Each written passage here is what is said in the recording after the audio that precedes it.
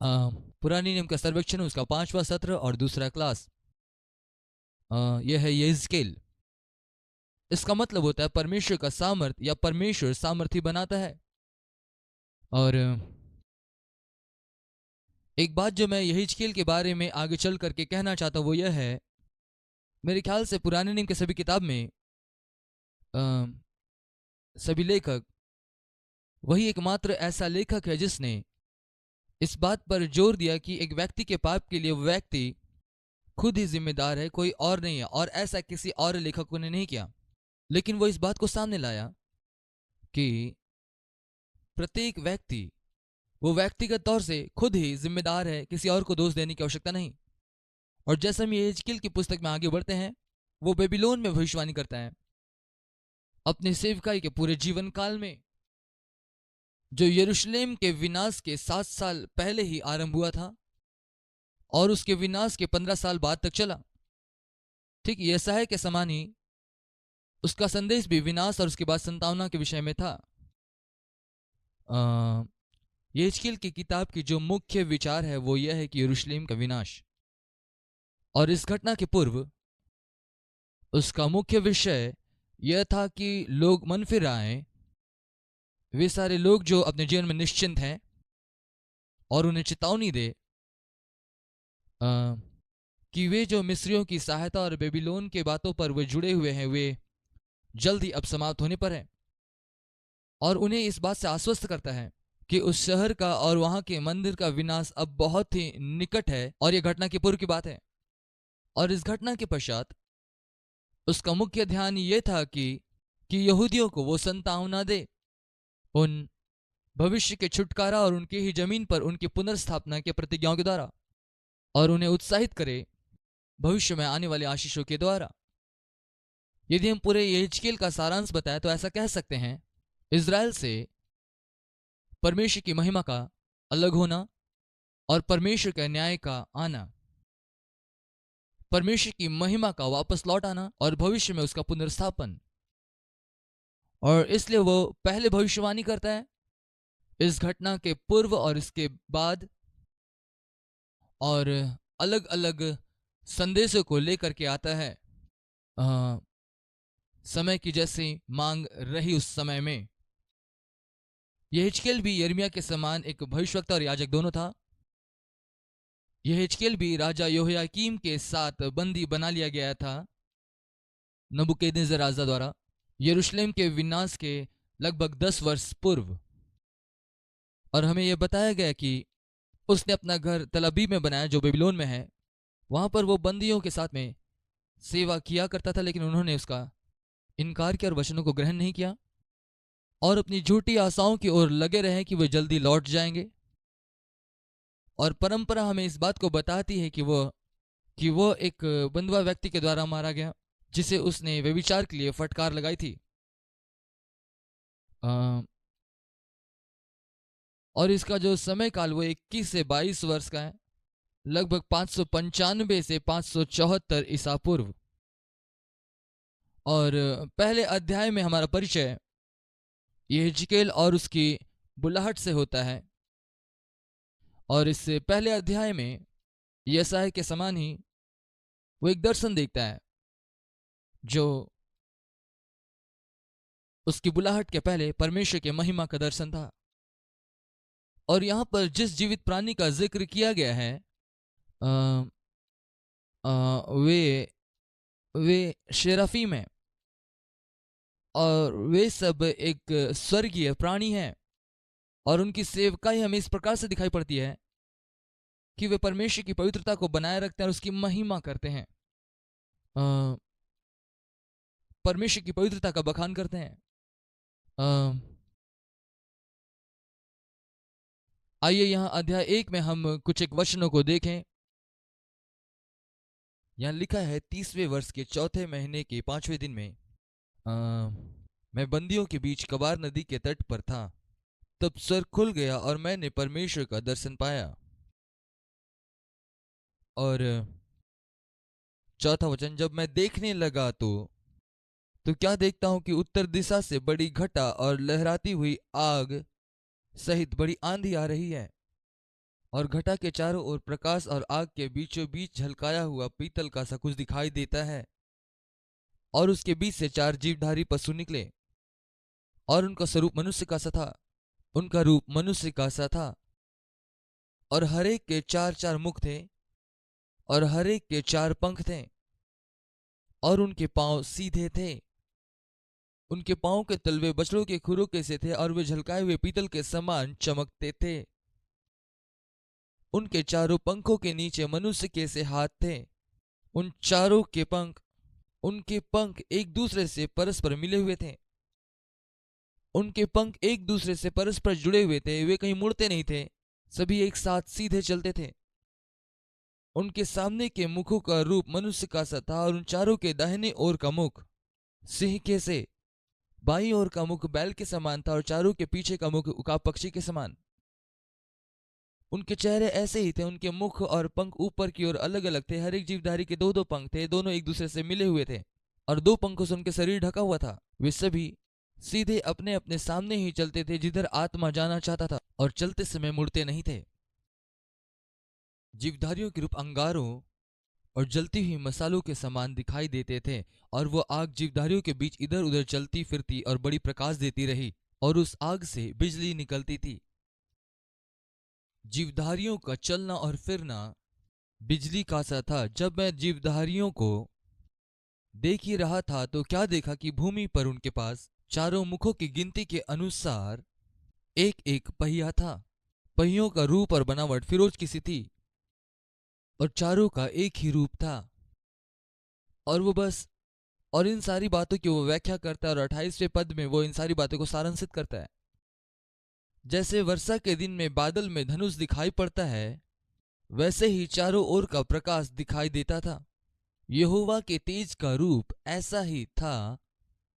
उसे देखकर मैं मुंह के बल गिरा। तब मैंने एक शब्द सुना जैसे कोई बातें करता है।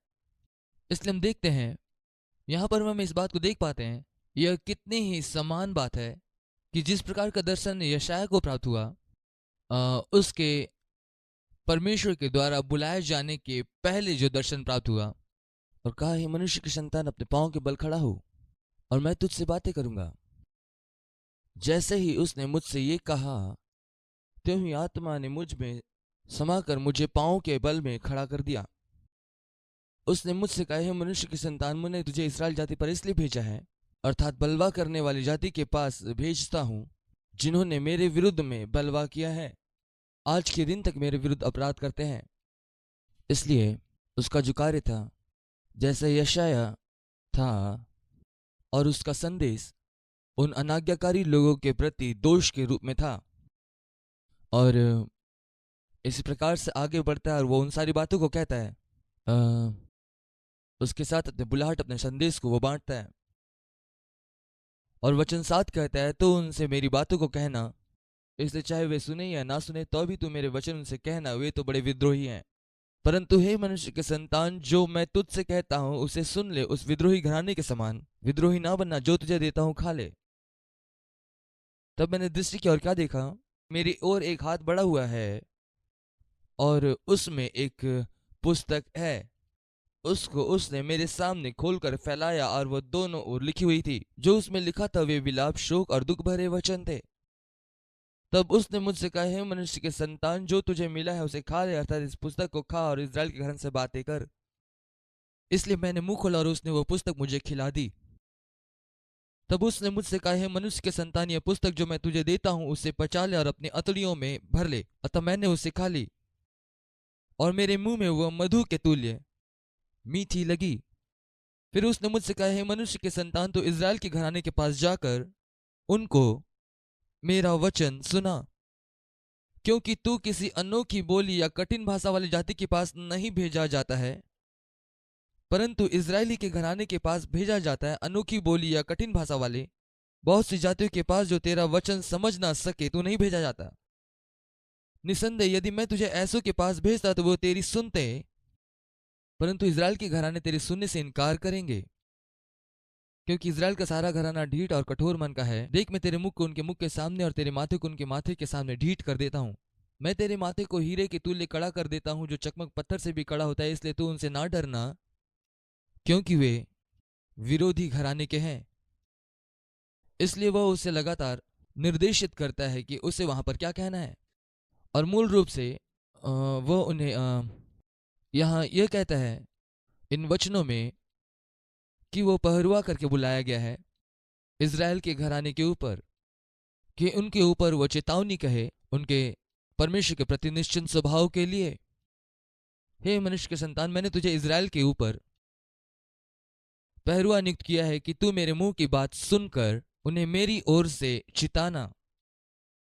इसके बाद 22वें वचन के आरंभ में वो एक अन्य दर्शन देखता है, परमेश्वर की महिमा का दूसरा दर्शन। और यहां उसे निर्देश मिलता है कि वह अब तुरंत ही प्रचार की अपनी सेवकाई को आरंभ ना करें, लेकिन जब तक परमेश्वर उसे कहने के लिए निर्देश ना दे तब तक वो चुपचाप रहे। और उसको निर्देशित किया गया कि अपने घर में बना रहे जब तक वह परमेश्वर की ओर से प्रकाशन प्राप्त ना कर ले, इज़राइल के नियति के संदर्भ में। और यह हमें मिलता है 22 वचन से 27वें वचन तक। और तीसरे अध्याय में देखते हैं, और अंतिम वचन यो कहता है, परंतु जब मैं तुमसे बातें करूंगा तब तेरे मुंह को खोलूंगा और तू उनसे ऐसा कहना है, यहोवा यूं कहता है, जो सुनता है वो सुन ले और जो नहीं सुनता वह ना सुने, वे तो विरोधी घराने के हैं। इसके बाद हम चौथे अध्याय में आरंभ करते हैं और वहां से 24वें अध्याय तक वहां पे वे भविष्यवाणियां हैं जो यहेजकेल नबी करता है। और ये भविष्यवाणी पूर्णतः अलग रीति से आती है और ये अन्यों से मैं सोचता हूँ शायद हमने पहले भी इसे देखा है। और जैसा मैं कहता हूं, मैं खुश हूं क्योंकि मैं उन दिनों में भविष्यवक्ता नहीं था, क्योंकि उन दिनों में उसके पास एक विशेष कार्य हुआ करता था। आइए हम इसके विषय में थोड़ा सा देखेंगे। यहेजकेल उसे परमेश्वर की ओर से आज्ञा मिली थी कि वो शांत रहे जब तक कि परमेश्वर भविष्यवाणी करने के लिए आज्ञा ना दे। इसलिए तीसरे अध्याय में, परंतु इस संदेश के संदर्भ में यह शांत रहना, और उसे आज्ञा दी गई थी कि वो राष्ट्रों से रूपक के तौर पर बातचीत करे, या मूल रूप से चिन्हों के द्वारा या रूपक के द्वारा बात करें। यहां देखते हैं अध्याय 4 में, और पहली बात को हम देखते हैं चौथे अध्याय के ये पहले 3 वचन।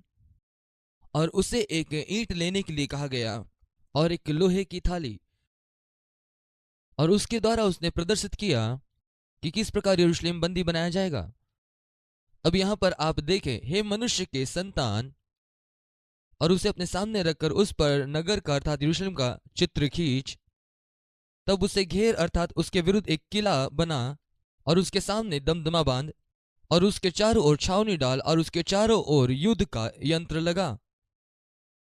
तब तू लोहे की थाली लेकर उसको लोहे की सहरपना मानकर अपने और उस नगर के बीच खड़ा कर, तब अपना मुंह उसके सामने करके उसकी घेराबंदी कर। इस रीति से तू उसे घेर रखना। यह इज़राइल के घराने के लिए एक चिन्ह होगा। अब ये ईंट और ये लोहे की थाली वो लोगों के सामने इज़राइल के बंदी बनाए जाने को प्रदर्शित करके दिखाया। अब उसके दंड को दिखाने के लिए जो इज़राइल को सहनी थी, देखिए चौथे आयत में इसके विषय क्या कहा गया, 4 से 8। इसे देखें, फिर तू बाई करवट लेके इज़राइल के घराने के का अधर्म अपने ऊपर रख, क्योंकि जितने दिन तू उस करवट लेटा रहेगा उतने दिन तक उन लोगों के अधर्म का भार सहता रहेगा। मैंने उनके अधर्म के वर्षों के तुल्य तेरे लिए दिन ठहराए हैं, अर्थात 390 दिन। उतने दिन तक तू इज़राइल के घराने के अधर्म का भार सहता रहेगा। अब मान लीजिए वह बाईं ओर करवट करके सोना चाहे। इसे देखें आप, बाईं ओर करवट लेटकर 390 दिन के लिए तू रहना।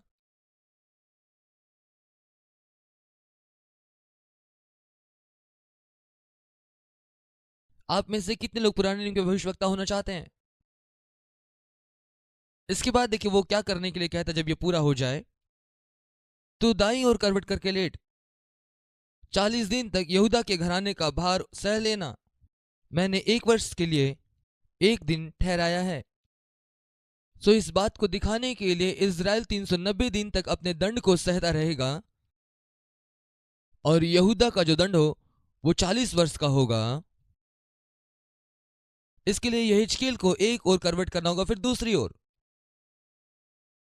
इसलिए 390 दिन अपनी बाईं ओर, यह 1 वर्ष से ज्यादा है। फिर दाईं ओर पलटकर 40 दिनों तक रहना है, यह 1 महीने से ज्यादा है। और ये सारी बातें इसलिए है ताकि लोग आप में से कितने लोग यकीन करते कि उसने लोगों का ध्यान खींचा। इसके बाद 7वां वचन इस प्रकार से कहता है, तू यरूशलेम के घेरने के लिए बाह उगाड़े हुए अपना मुंह उधर करके विरुद्ध भविष्यवाणी करना। देख, मैं तुझे रस्सियों से जकड़ूंगा और जब तक तेरे घेरने के दिन पूरे ना हो तब तक तू करवट ना ले सकेगा। जब तक घेरने का दिन पूरा ना हो तू करवट ना ले सकेगा। फिर से एक बार वो यहां पर कह रहा है कि मैं तुम्हारी सहायता करूंगा लेटे रहने में।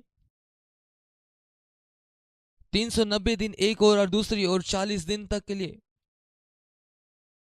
और अगली बात जो करने का निर्देश उसे देता है वो हमें 9वें वचन में मिलता है। तू गेहूं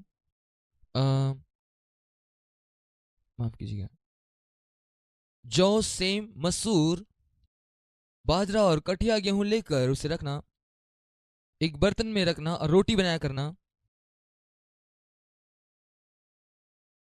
जितने दिन तू करवट पर लेटा रहेगा उतने दिन अर्थात 390 दिन तक उसे खाया करना। अब यहां पर वो अकाल को प्रदर्शित कर रहा है जो उस बंदी बनाए जाने के दिन में होगा। और इसलिए उसे निर्देश दिया जाता है कि वो वजन करके और माप करके खाया करे और पिया करे। 10 वचन, जो भोजन तू खाए उसे तौल कर खाना, अर्थात प्रतिदिन 20-20 सेकेल भर खाया करना। पानी भी तू माप कर पिया करना, प्रतिदिन हीन का 6वां अंश पीना और समय समय पर पीना। और अपना भोजन जौ की रोटियों के समान बनाकर मनुष्य के विष्ठा के कंडों पर उनके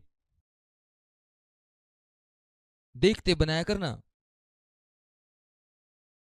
हाँ, एक भविष्यवक्ता होना महिमा की बात है।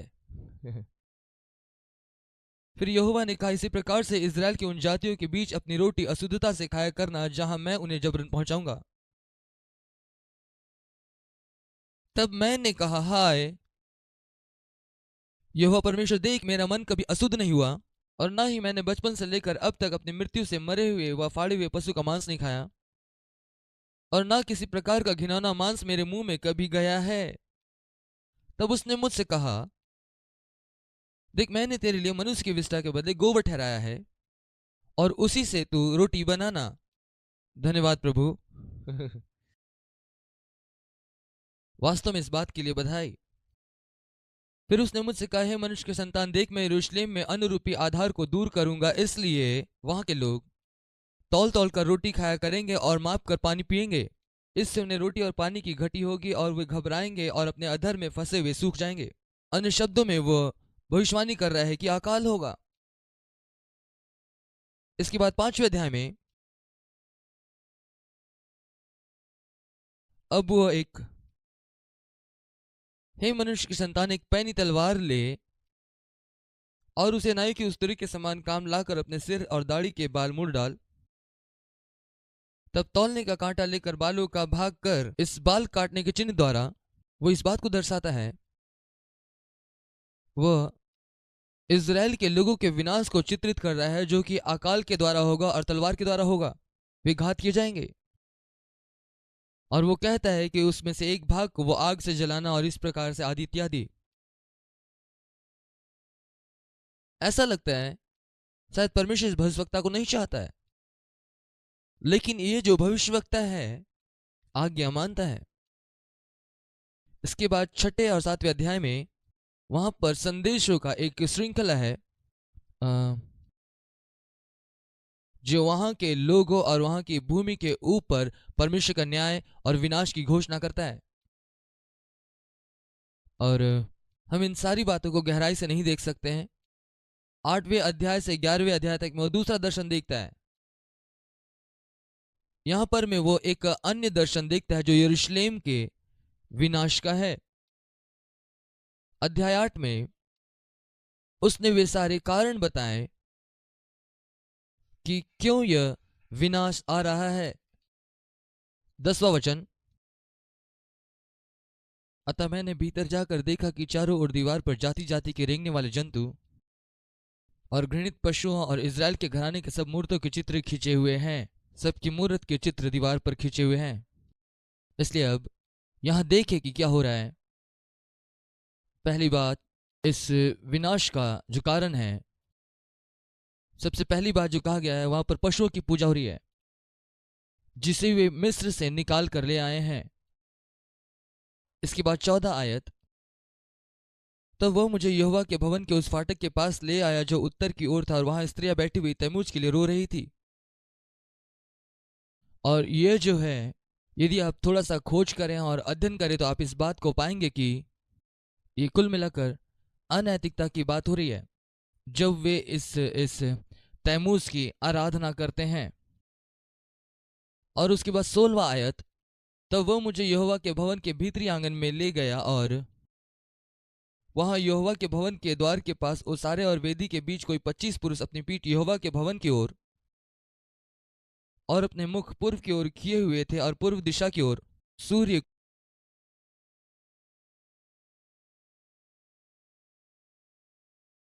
को दंडवत कर रहे थे। पूर्व की ओर। अब आप देखें यहां पर क्या हो रहा है। वे यहोवा के भवन के भीतर क्या कर रहे हैं? वे पशु की आराधना कर रहे हैं और तैमूज की आराधना करते हुए हर प्रकार के अनैतिकता के वे काम वे कर रहे हैं, और फिर सूर्य की आराधना कर रहे हैं, और ये सब बात वे यहोवा के भवन में कर रहे हैं। अब सोचिए क्यों परमेश्वर से क्रोधित हुआ। इसके बाद 9वें अध्याय में उसको एक दर्शन मिलता है, एक बलिदान का। वहां लोगों की हत्या हो रही है और वफादारों को बख्श दिया जा रहा है, यह दिखाई देता है। यदि हम पढ़ेंगे तो ये ऐसा दिखता है कि पूरा राष्ट्र इन बातों में लिप्त हो गया है, लेकिन यह हमें याद दिलाने के लिए है कि कुछ लोग हैं जो ऐसी परिस्थिति के बीच भी परमेश्वर के प्रति विश्वास योग्य हैं। इसके बाद 10वां अध्याय वो एक दर्शन देता है, वेदी की आग जो वेदी से निकलकर पूरे यरूशलेम में फैल जाती है, जो मूल रूप से इस बात का रूपक है कि पूरा शहर जलाया जाएगा। परंतु यह जो है परमेश्वर की महिमा की बातें करता है जो यहोवा के भवन से अलग हो रही है। 18 आयत, यहोवा का तेज भवन की डेवड़ी पर से उठकर करीबों पर ठहर गया, परमेश्वर की महिमा निकल गई। करूब अपने पंख उठाकर मेरे देखते ही देखते पृथ्वी पर से उठकर निकल गए, और पहिए भी उसके संग संग गए, और वे सब यहोवा के भवन के पूर्वी फाटक के पास खड़े हो गए, और इस्राएल के परमेश्वर का तेज उनके ऊपर ठहरा रहा। ये वे ही जीवधारी है जो मैंने कबार नदी के पास इस्राएल के परमेश्वर के नीचे देखे थे। और यहां पर में वो एक प्रकाशन पाता है उस दर्शन का जो उसने अध्याय 1 में पाया, लेकिन जो वो देखता है वह तो परमेश्वर की महिमा का, परमेश्वर के भवन से अलग होना है, जो यहाँ अध्याय 11 में हम देखते हैं, जो वास्तव में जो इस बात को प्रकट करता है। और ये वो उस आने वाले न्याय के विषय कहता है जो उस शहर पर आने वाला था। इसके बाद इस अध्याय के अंत में परमेश्वर उनके सामने कई प्रतिज्ञाओं को लाता है, और उसके पश्चात उन्हें पुनर्स्थापन की बात कहता है। अब यहेजकेल के हटाने के एक चिन्ह स्वरूप और उस अकाल के समय में उस भोजन में सहभागिता के संकेतों के रूप में जो निकट भविष्य में यहूदा के बंधुआई में जाने के चित्र को प्रदर्शित करता है, उसे ही 12वें अध्याय में दिखाया गया है। इसके बाद वो निंदा की इस बात को कहता है उन भविष्यवक्ताओं के विरुद्ध में जो गलत भविष्यवाणी करते हैं, जो शांति की और उस बंधुआई से जल्दी स्वतंत्र होने की बात करते हैं, जो हम 13वें अध्याय में पाते हैं। और इसके बाद वह उन अगुओं की निंदा करता है जो अपने स्वार्थी उद्देश्य से परमेश्वर की ओर ध्यान करते हैं। ठीक उसी प्रकार से हम इसे 14 अध्याय में देखते हैं। और मूल रूप से वो इस बात को कह रहा है, वो ये पूछ तो रहे हैं लेकिन वास्तव में वो सुनना नहीं चाहते हैं। हमने इससे पहले भी देखा। फिर हम 15वें अध्याय में इज़राइल के अयोग्यता को हम देखते हैं, जो जलते हुए दाख के रूप में चित्रित किया गया है। और 16वें अध्याय में उसकी अविश्वास योग्यता को दिखाया गया है, जिसे वेश्या के रूप में चित्रित किया गया है। और 17वें अध्याय में वहां पर एक दृष्टांत है एक बड़े उकाब का, जो सिदकिय्याह के दंड को दिखाता है, जो नबूकदनेस्सर राजा के साथ वाचा को तोड़ने के द्वारा था, और उसने मिस्र से सहायता ली ताकि उसके साथ मिलकर विरोध करें। एक बात को याद रखिए, वे बार बार मिस्र की ओर जाना चाहते थे, और जिसकी अनुमति परमेश्वर ने कभी नहीं दी थी। 18वां अध्याय, परमेश्वर अपने आप को बुलंद कर रहा है उन सारे इल्जामों के विरुद्ध में, और इस वर्तमान पीढ़ी को उसके पिता के पाप के लिए दंड दे रहा है। इसे आप देखें, वचन 8, मेरा मतलब 18 अध्याय। फिर यहोवा के यह वचन मेरे पास आया, तुम लोग जो इज़राइल देश के विषय में ये कहावत कहते हो, खट्टे अंगूर तो खाए पुरखा लोगों ने, परंतु दांत खट्टे हुए बच्चों के, प्रभु यहोवा यो कहता है कि मेरे जीवन की शपथ, तुमको फिर ये कहावत इज़राइल में कहने का अवसर ना मिलेगा। देखो, सबों के प्राण तो मेरे हैं, जैसा पिता का प्राण वैसा ही पुत्र का भी प्राण है। इसलिए जो प्राणी पाप करे वो मर जाएगा।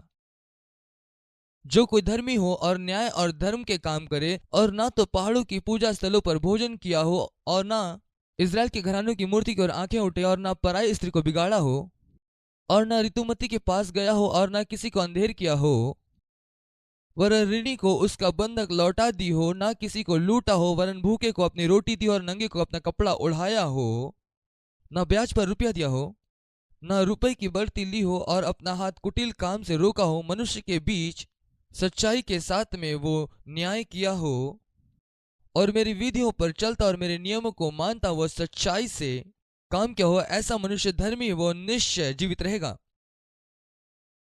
और इसी प्रकार से वो आगे चलता, और मूल रूप से यह अध्याय इसी विषय में बात करता और दिखाता है कि हमारा परमेश्वर धर्मी है।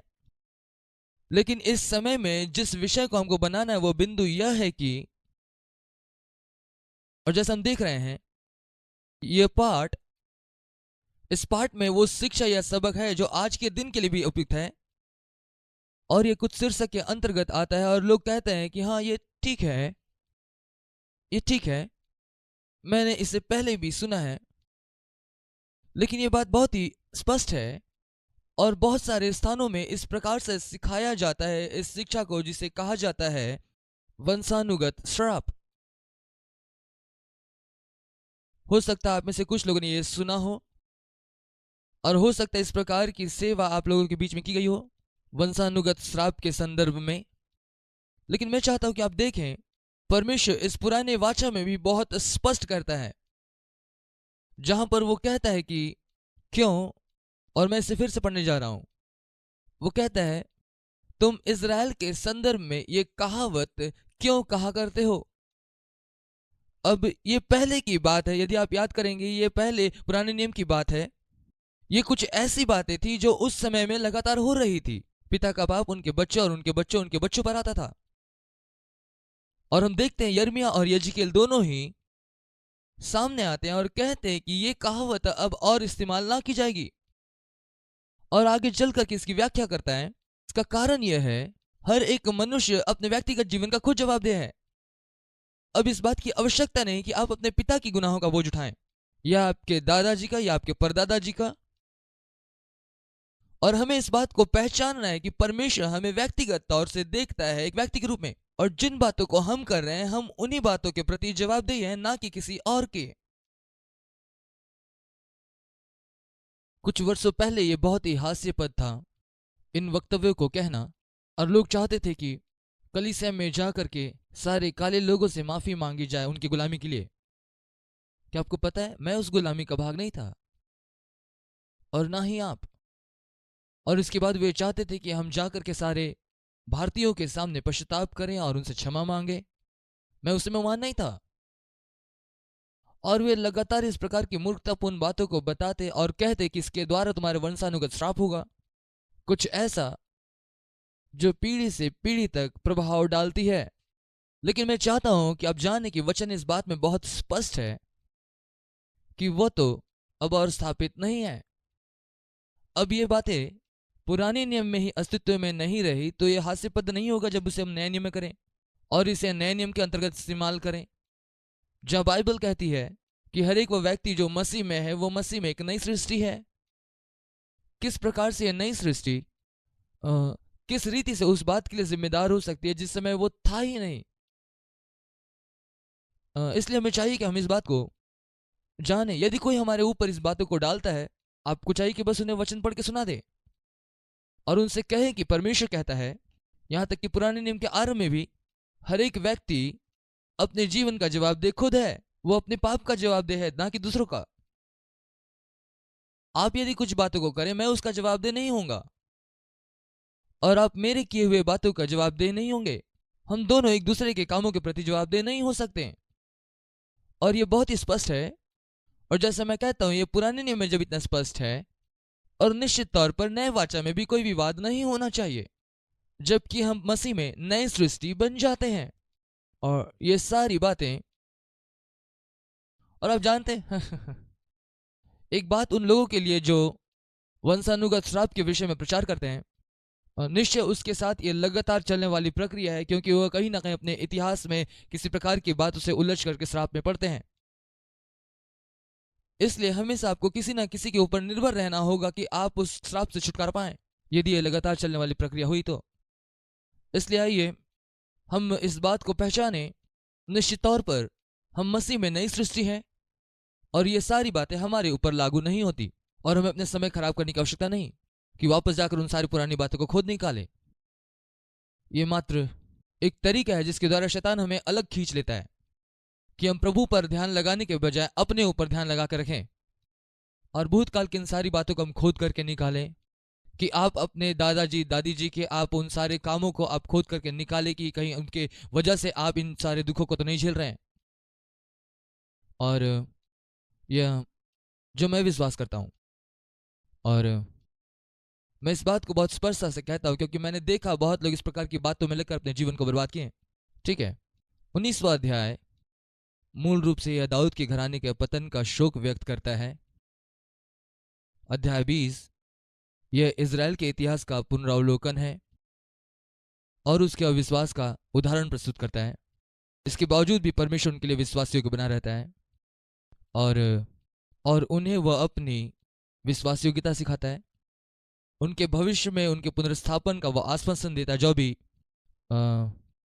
उन्हें इस दुख रूपी अग्नि से पार होकर के गुजरना होगा और इसके बाद भी वो उन्हें क्षमा करने के लिए तैयार है यदि वो अपने पापों से लौट आए तो। और ये बहुत महत्वपूर्ण बात है कि हम इस बात को अनुभव करें कि परमेश्वर हमारी ओर है। 21वां अध्याय यहाँ पर परमेश्वर की तलवार की व्याख्या की गई है और भविष्यवक्ता की सांस की, और ये वे चेतावनी के शब्द है जो यरूशलेम के विनाश के लिए आ रही है नबूकदनेस्सर राजा के द्वारा। हम देखेंगे वचन 26 और 27।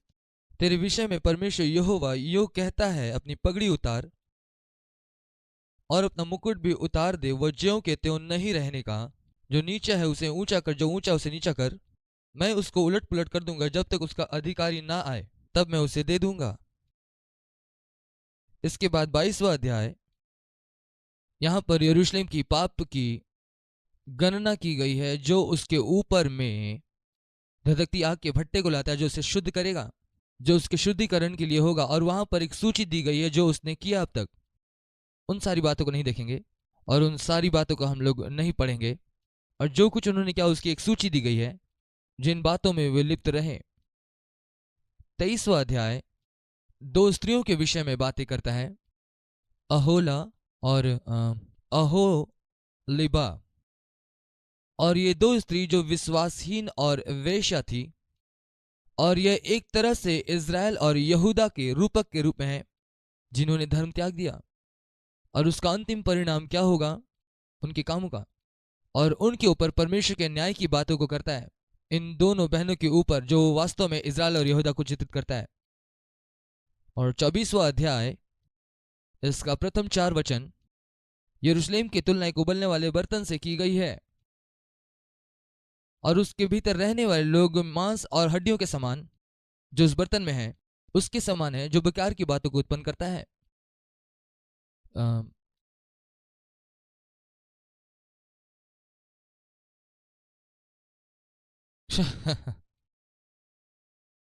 और उसके बाद वो आगे बढ़ता है और उस शहर के बुराइयों के विषय में बातें करता है। और फिर इसके बाद वो मंदिर के विनाश के बारे में कहता है और इस बात का चित्रण यहेजकेल की पत्नी की मृत्यु के द्वारा किया गया। और फिर से एक बार, और मैंने ऐसा कभी प्रयास नहीं किया कि मैं इन बातों की व्याख्या करूं, क्योंकि इनमें से बहुत सी बातों को मैं खुद भी नहीं समझता। लेकिन इसके बाद यहाँ एक बदलाव आता है विषयों में और उसके शैली में, और इसके बाद वो भविष्यवाणी करना आरंभ करता है राष्ट्र के विरुद्ध में। यह उन्हीं बातों के समान है जो हमने यशाया और यिर्मयाह में देखा। वह हर एक राष्ट्र को संबोधित करता है और उसके कारणों को वो बताता है और उसके न्याय को भी। और इसे वे 25वें अध्याय के आरंभिक 7 वचन से वो आरंभ करता है और अम्मोनियों से कहता है, और उनके ऊपर न्याय आने का कारण यह है कि वो यहूदा के विनाश पर हंसता है और दंड के परिणाम स्वरूप उनका विनाश होगा और वे पूरी रीति से विघटित होंगे। और वचन 8 से लेकर के 11 तक वो मोआब के विषय में कहता है, और उनके न्याय का कारण यह है कि जो इस बात को सोच रहे थे कि यहूदा किसी भी रीति से मूर्ति पूजक देशों से बेहतर नहीं है, जो कि अप्रत्यक्ष रूप से परमेश्वर को ही तमाचा मारने के समान था, और इस बात की वजह से उनके ऊपर परमेश्वर का न्याय आया। इसके बाद 12 से 14 आयत तक वो इदोम के विषय में कहता है, उनके ऊपर परमेश्वर का न्याय आने का कारण यह था कि यहूदा की विपत्ति के समय में उनकी प्रवृत्ति उनके विरुद्ध थी। फिर से एक बार वे इस बात से दुखी नहीं हुए।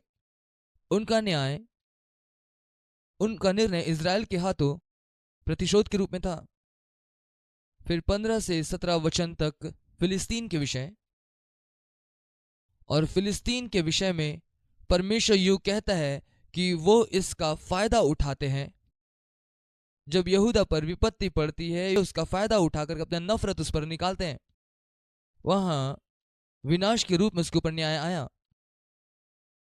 26 से 28वें अध्याय तक वह सोर के विषय में बातें करता है और उसके ऊपर न्याय का कारण यह था कि वह यरूशलेम के पतन पर आनंदित होता है। अब इस अध्याय के मध्य में हमारे पास शैतान के लिए यह दुर्लभ संकेत है। और 12 से लेकर के 19वीं वचन तक, और यहां पर इन वचनों को देखते हैं।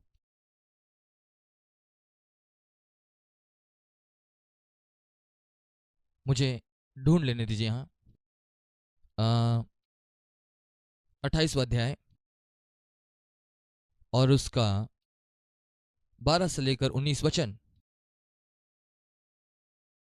हे मनुष्य के संतान, सोर के राजा के विषय में विलाप का गीत बनाकर उससे कहे, परमेश्वर यहोवा तेरे विषय यो कहता है, तू तो उत्तम से भी उत्तम है, तू बुद्धि से भरपूर और सर्वांग सुंदर है।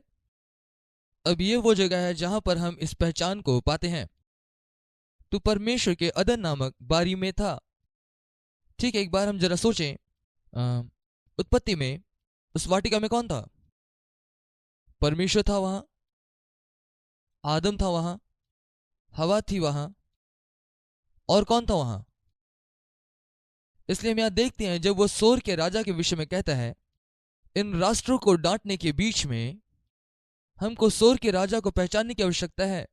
वो व्यक्ति अदन की वाटिका में था, और इस प्रकार से हम देखते हैं कि वो शैतान की ओर इशारा करता है जब वो उससे बातें करता है। अब यहां पर हम देखें, तू परमेश्वर के अदन नामक बारी में था, तेरे पास आभूषण, माणिक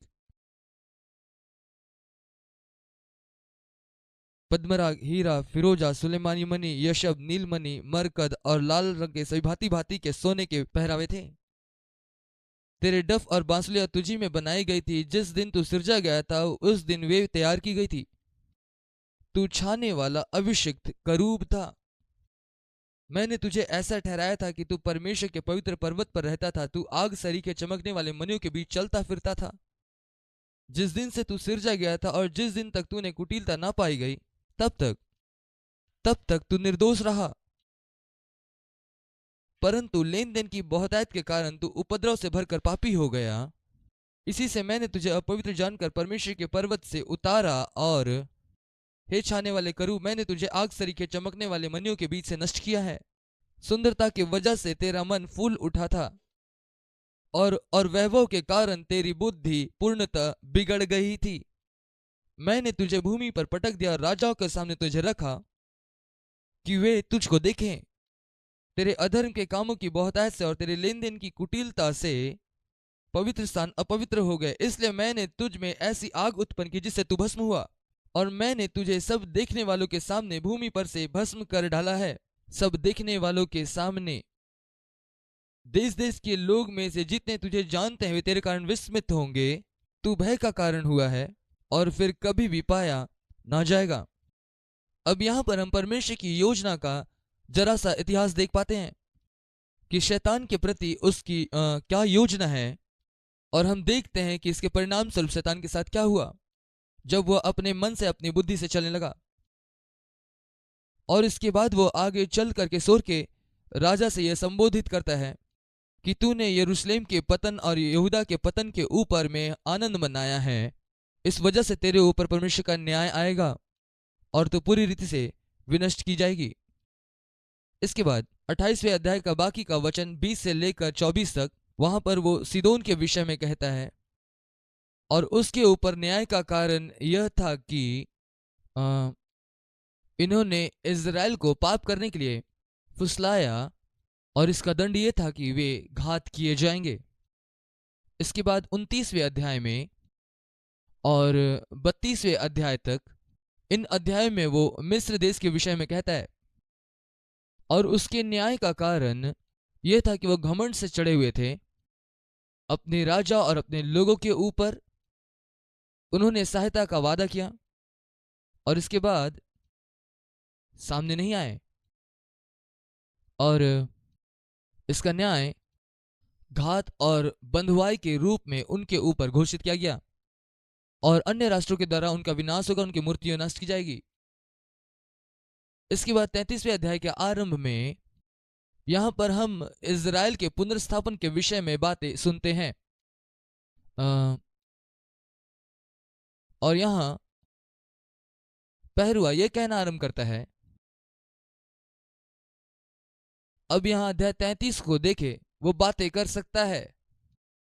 और फिर से एक बार परमेश्वर का वचन यह कहते हुए आया, हे मनुष्य के संतान, इन लोगों से तू कह दे और उनसे यह कह। और इससे पहले अब तक वो एक चिन्ह के रूप में उनसे बातें कर रहा था, वो लेट रहा था, अपने बालों को काट रहा था, दाढ़ी को काट रहा था, इस प्रकार की बातें। लेकिन अब परमेश्वर कहता है, मैं चाहता हूं कि तू बोले। अब वो लोगों से बातें कर सकता है, अब चिन्हों को इस्तेमाल करने की आवश्यकता नहीं।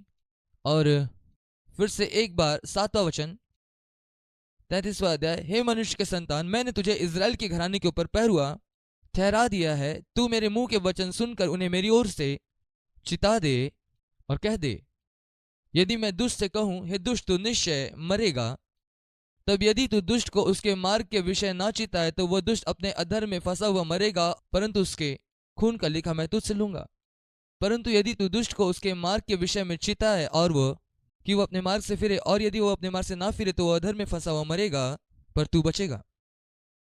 फिर 34वें अध्याय में, जो कि बहुत ही प्रभावशाली और सामर्थी अध्याय है, और यहां पर चरवाहों से व्यवहार किया गया है जो इज़राइल के अंदर थे। मैं ऐसा कह सकता हूं जो झूठे चरवाहे थे। और आज के संदर्भ में इसे हम कैसे इस्तेमाल कर सकते हैं? इसे हम पासवानों पर देख सकते हैं, और उन्हें इन चेतावनियों को गंभीरता से लेना चाहिए जो सही रीति से पासवानी नहीं कर रहे हैं, लेकिन वो बस मंच में खड़े हो जाते हैं और अपने आप को पासवान कहते हैं। और यदि हमारे पास समय होता, हम आगे चल करके देखते हैं कितना गंभीर है,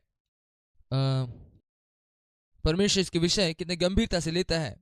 यहोवा का यह वचन मेरे पास पहुंचा, हे मनुष्य के संतान, इजराइल के चरवाहों के विरुद्ध में भविष्यवाणी कर, उनसे भविष्यवाणी कर और कह कि यहोवा यूं कहता है, इजराइल के चरवाहों पर हाय, जो अपने अपने पेट भरने के लिए चरवाही करते हैं और भेड़ बकरियों का पेट नहीं भरते हैं। तुम लोग चर्बी खाते, ऊन पहनते और मोटे मोटे पशुओं को काटते हो, परंतु भेड़ बकरियों को नहीं चराते। ये बहुत ही अद्भुत अध्याय है, और मैं ऐसा सोचता हूँ बहुत तेरे पासवानों को ये पढ़ना चाहिए और देखना चाहिए। ठीक है, इसके बाद अध्याय 36 और 37, हमारा परमेश्वर इज़राइल के शत्रुओं को वो दंड देता है। 37वां अध्याय यहेजकेल की किताब में सबसे प्रसिद्ध अध्याय है। यह वो अध्याय है जो मुख्य तौर पर सूखी हड्डी वाली तराई के विषय कहता है, जो कि मुख्य रूप से इज़राइल के मृत्यु और उसके पुनरुत्थान के विषय में भविष्यवाणी करता है। और हम देखते हैं कि यहूदा और इज़राइल ये दोनों मिल करके एक हो जाते हैं मसीह की अधीनता में, जो अनंत काल की वाचा में उसके साथ मिल जाते हैं। परंतु इस दर्शन में ये बहुत ही अद्भुत दर्शन है, लेकिन मैं चाहता हूं कि आप इस बात को देखें कि क्या बाहर आ रहा है। क्या इन बातों में परमेश्वर का वचन और उसकी आत्मा निकल रही है, कि वास्तव में इन सारी बातों में जीवन आ जाए। और मैं चाहता हूं कि आप ये जाने, हमने देखा है लोगों को कलीसिया में, और आंशिक तौर पर यह पूर्ण हो रही है। और मैंने देखा है बहुत सारे देह इस रीति से व्यवस्थित होते हैं और साथ रखे जाते हैं, दिखने में तो बहुत अच्छे लगते हैं, लेकिन उसमें जीवन नहीं होता। ये वे लोग हैं जो सिर्फ और सिर्फ वचन पर ही आधारित हैं। लेकिन जब हम आत्मा को धारण करते हैं जीवन के लिए, और हम देखते हैं हमें आत्मा और वचन दोनों की ही आवश्यकता है। इसके बाद 38 और 39वां अध्याय, यहाँ इज़राइल के ऊपर अन्य जाति राष्ट्रों के आक्रमण के विषय है। और इसके बाद फिलिस्तीन में उनका पुनर्स्थापन, और अब भी यह भविष्य की बात है। और बहुत से लोग ये यकीन करते हैं कि इन अध्याय में जो वो कह रहा है वो रूस के विषय में कह रहा है। और फिर से एक बार ये एक अनुमान ही है। 40 से 48वें अध्याय में हम देखते हैं कि परमेश्वर की महिमा बंधुआई से पहले हट गई थी वहां से, लेकिन अब यहाँ पर परमेश्वर की महिमा के लौटने के विषय में कहता है। और यहाँ पर वो 1000 वर्ष के शासनकाल के विषय कहता है, और अनंत काल के मंदिर के विषय में। और यहाँ पर हम ठहरेंगे, अगले क्लास में फिर मिलेंगे।